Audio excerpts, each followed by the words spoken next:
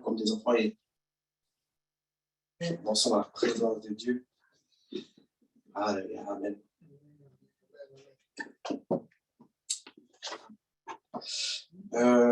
J'avais le titre de sur quoi j'aimerais, c'est un encouragement, sur quoi j'aimerais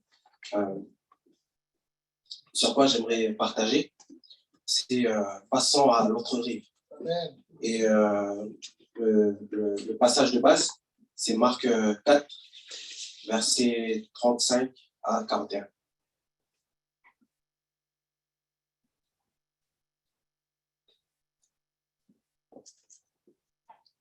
Marc 4, verset 35. Sortons nos idées. Marc 4, verset 35 à 41. Ok, je vais lire. Ce jour-là, le soir venu, Jésus leur dit, passons sur l'autre rive. Après avoir renvoyé la foule, ils l'emmenèrent dans la barque où il se trouvait. Il y avait aussi d'autres barques avec lui. Un vent violent s'éleva et les vagues se jetaient sur la barque au point qu'elle se remplissait déjà. Et lui, il dormait à l'arrière sur le coussin. Ils le réveillèrent et lui dirent, Maître, cela ne te fait rien que nous soyons en train de mourir. Il se réveilla, menaça le vent et dit à la mer, silence, tais-toi. Le vent tomba et il y eut un grand calme. Puis il leur dit, pourquoi êtes-vous si craintifs? Comment se fait-il que vous n'ayez pas de foi? Ils furent saisis d'une grande frayeur et ils se disaient les uns aux autres, qui est dans cet homme? Même le vent et la mer l'obéissent. Amen. Merci Seigneur pour sa parole.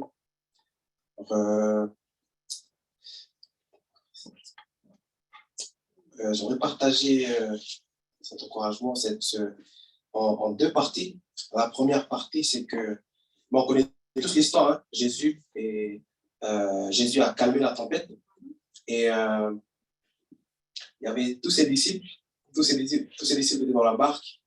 Ils sont montés, ça y est, c'est parti, il faut aller passer sur l'autre rive, il faut passer à une autre étape, il faut passer de l'autre côté, il faut faire quelque chose. Et les disciples sont montés dans la barque, et là, le vent, pour ceux qui ont eu la chance d'aller en Israël, le lac de Galilée, c'est normal, le vent il se lève comme ça, hein, ça peut se lever voilà, à tout moment. Et là, on dit un vent violent s'éleva et les vagues se jetaient sur la barque au point qu'elle se remplissait déjà. Quand j'ai lu ça, j'ai eu l'impression, mais Seigneur, j'ai l'impression que toutes les vagues de la mer se jettent sur la seule barque qu'il y a dans le lac. Et je me dis, ah purée, c'est vrai.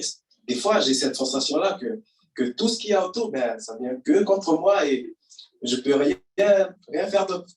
Et du coup, voilà, dans ce passage-là, Jésus a calmé la tempête. Et moi, j'aimerais partager ce passage-là en deux parties, ou en deux thèmes plutôt. Le premier, c'est que dans la tempête, c'est Dieu qui nous délivre. Hein. Dans la tempête, c'est Dieu qui nous délivre. Et que peut représenter, on va dire, les tempêtes, ou en tout cas, dans le verset 37, hein, un vent violent, que peut représenter ce vent violent, les vagues et l'eau. Amen. Ensuite, en deuxième, ce que met en lumière la tempête. Amen. Amen. Ou plutôt, la tempête met en lumière notre fondement. Amen. Amen. Merci Jésus. Voilà, pour la partie, psaume 124, verset 1 à 18. Psaume 1 à 18.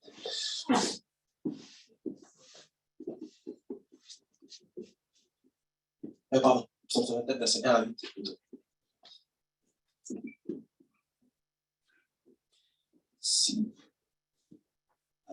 Si l'Éternel n'était pas pour nous, qu'Israël le dise, si l'Éternel n'avait pas été pour nous lorsque des hommes sont venus nous attaquer, ils nous auraient engloutis vivants quand leur colère s'est enflammée contre nous. Oui, l'eau nous aurait emportés, les torrents nous auraient submergés, oui, ils nous auraient submergés, les flots impétueux. Donc là, on voit encore que l'eau et tout ce qui est les torrents, c'est le même champ lexical que les vagues et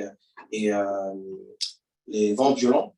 Ensuite, verset 6, béni soit l'Éternel qui ne nous a pas livrés aux pâtures à leurs dents. Nous nous sommes échappés comme l'oiseau de piège des oiseleurs. Le filet s'est rompu et nous nous sommes échappés. Verset 8, notre secours est dans le nom de l'Éternel qui a fait le ciel et la terre. Amen.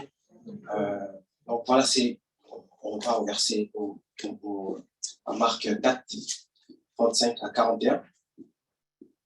Voilà, quand j'étais en train de préparer ça, ben, j'avais cette image-là, en fait, que du verset 37,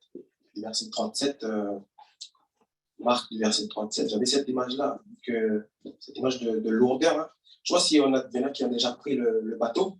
Ils prennent le bateau, ben, les vagues, ils tapent sur la coque du bateau. Et selon la taille de la vague, on sent un peu le poids qu'il y a derrière. Et du coup, ben, j'avais ce mot-là, en fait, c'est lourdeur. Quand je priais sur ce verset-là, c'était lourdeur. Le mot lourdeur, hein, les vagues, par rapport aux vagues, aux vents violents, la lourdeur qui nous empêchait d'avancer, qui empêchait le bateau d'avancer. Et que dans cette lourdeur-là, c'est dans cette lourdeur au niveau de ses ennemis, hein, la lourdeur, c'est les ennemis. Qui sont les ennemis? Ce sont ceux qui sont contre Dieu, ce sont ceux qui sont levés contre nous. Hein. Amen. Et pour obtenir la délivrance, la libération, le psaume 124, on le dit, notre secours est au nom de l'Éternel. Amen. Notre secours est au nom de l'Éternel. Amen.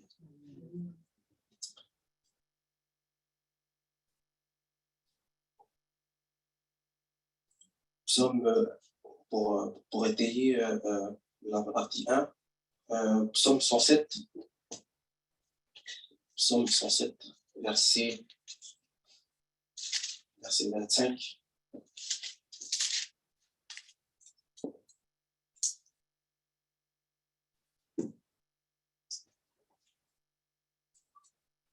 Verset 23 à 25. Pour dire que c'est Jésus qui nous délivre, c'est Dieu qui nous délivre aussi de nos ennemis qui nous empêchent d'avancer. Psaume 107, verset 23 à 25. Je vais le lire.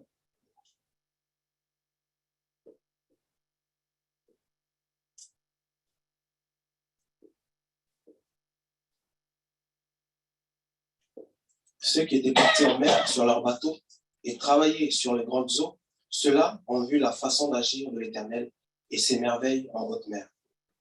D'un mot, il a fait souffler un vent de tempête qui a soulevé les vagues de la mer.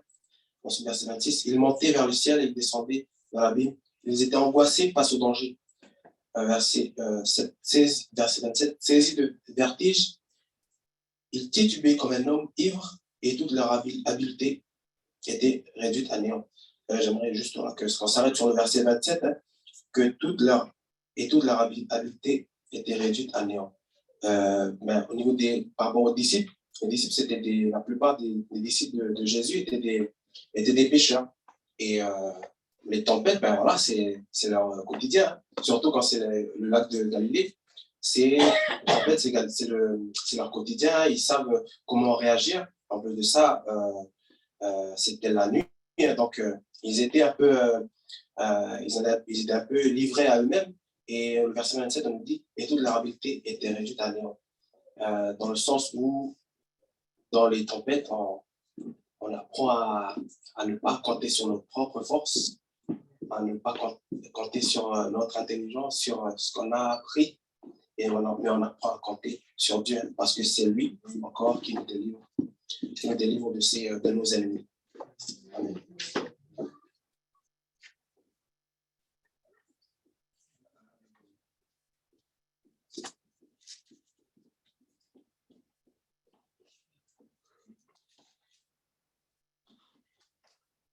On revient sur notre passage de base, Marc 4, verset 35 à 41.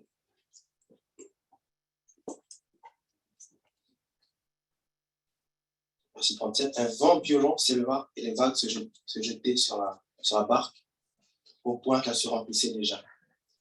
Et lui, il dormait à l'arrière sur le coussin. Jésus, il était peinard, hein? Amen. Et lui, il dormait à l'arrière sur le coussin. Et il le réveillait et lui dit, Maître, cela ne te fait rien que nous soyons en train de mourir. Quelquefois, on a ce réflexe-là, dit, Seigneur, mais pourquoi je vis ça? Pourquoi ça arrive qu'à moi? Et les disciples, ils ont répondu comme ça. Ils ont dit, Maître, est-ce que cela ne te fait rien que nous soyons en train de mourir? Et Jésus se réveilla, menaça le vent et dit à la mer, silence, tais-toi. D'autres versions, il dit, silence, calme-toi. On a besoin du calme de Jésus pour que les choses autour de nous se calment. La barque doit représenter notre cœur. Et au fur et à mesure de notre marche, ou quand on passe sur notre rive, quand on veut avancer avec Dieu, il y aura toujours des tempêtes, il y aura toujours un vent violent, il y aura toujours des vagues, et il y aura toujours nos ennemis qui vont venir. Et on a besoin de la stabilité de Jésus parce que Jésus, c'est le roc. Du coup, là, on passe à la deuxième partie, mais Jésus, c'est le roc, c'est la stabilité. Amen. Et Jésus, il a dit silence. Jésus, silence, tais-toi, calme-toi. Le vent tomba et il eut un grand calme. Amen. Puis, il leur dit, pourquoi êtes-vous si craintifs? Comment se fait-il que vous n'ayez pas de foi? Amen. Donc, partie 2, les tempêtes met en lumière notre fondement. Sur quoi et sur qui on est fondé. Amen. Et donc, quand je parlais de la stabilité, Jésus est le roc. Pasteur Paul a partagé le Ésaïe 26, verset 4. Un peu plus loin, il parlait du rocher des siècles. Du rocher des siècles. Donc, au niveau des tempêtes, les tempêtes mettent en lumière notre fondement, sur qui on est fondé. Et il y a un autre verset, d'autres versets bibliques, par exemple Matthieu 7, verset 24 à 27. Matthieu 7, verset 24 à 27.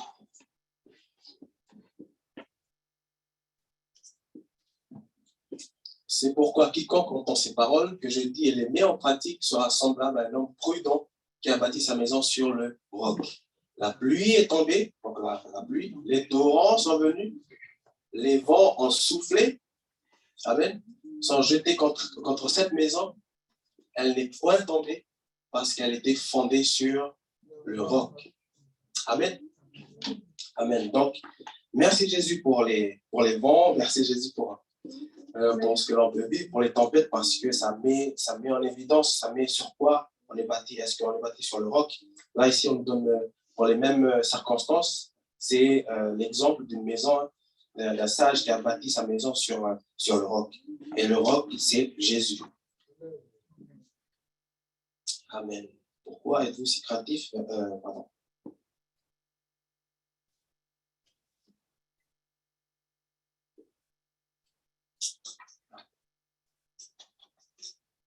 Amen. Notre foi est éprouvée, notre fidélité est éprouvée, notre confiance en Dieu, notre confiance est éprouvée aussi.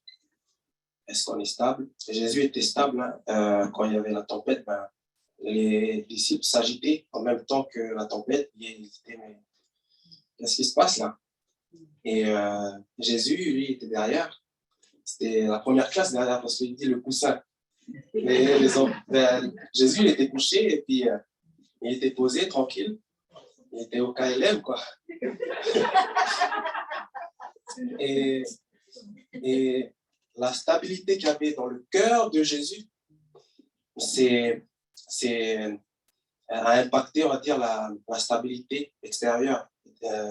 Pourquoi? Et c'est pour ça qu'il est écrit, le vent tomba et il eut un grand calme. Amen. Il eut un grand calme. Et nous allons être stables quand nous allons avoir nos pieds, ou en tout cas être ancrés sur Jésus. Amen. Notre foi basée sur Jésus. Et voilà, nous parlons encore de la foi. Et quand c'était dans cette semaine ou la semaine dernière. J'ai prié aussi déjà par rapport pour ce dimanche. Et j'avais l'image juste d'un pied qui marchait, d'un pied qui marchait et qui s'appuyait sur le sol. Et moi, je me disais, mais Seigneur, qu'est-ce que tu veux me dire? Et, et je crois que pour passer à l'autre rive, j'ai la conviction que pour passer à l'autre rive, nous devons être fondés, nous devons être enracinés et s'appuyer sur la parole de Dieu. Hein. C'est ce que Jésus reprochait aux disciples. Il dit, mais comment se fait-il que vous n'ayez pas de foi? Dans les mêmes circonstances, il y a aussi l'histoire de quand Jésus a dit à Pierre, quand Jésus a marché sur l'eau, il a dit à Pierre, viens. Et Pierre a commencé à marcher, il a suivi, il s'est appuyé sur ce que Jésus a dit, il a dit, viens. Et Pierre a commencé à marcher. Et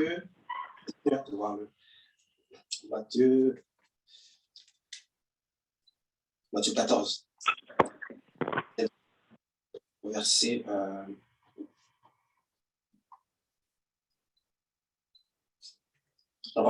Matthieu 14, oui, verset 28, au verset 33. Matthieu 14.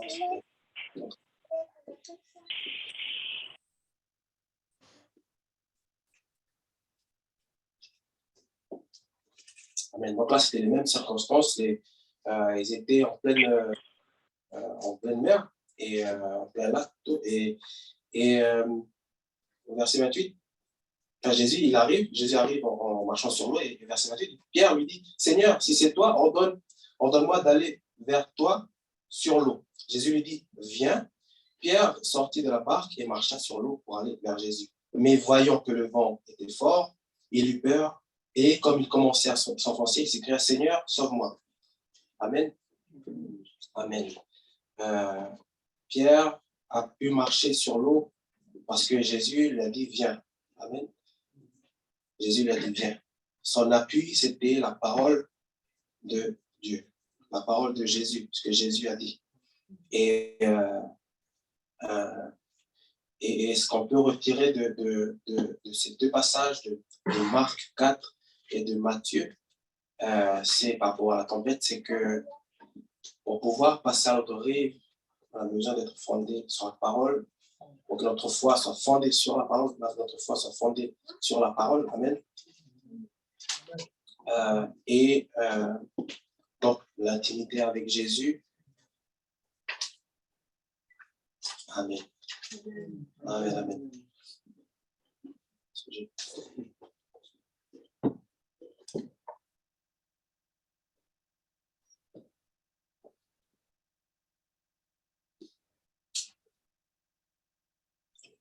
Donc voilà, les tempêtes mettent en lumière notre fondement, met en lumière sur quoi on est basé. Et pour passer, je le redis en fait, mais pour passer à une autre étape de nos vies, ou pas pour passer à l'autre rive, soyons enracinés sur la parole de Dieu. Soyons enracinés sur la parole de Dieu parce que le pasteur avait prêché la semaine dernière, il avait dit, il avait parlé de Luc 18, et dans Luc 18, il dit mais quand Jésus viendra, est-ce qu'il trouvera encore la foi? Amen. Et donc, soyons enracinés sur la parole de Dieu, que notre foi soit enracinée sur Jésus, le rocher des siècles. Amen. Amen.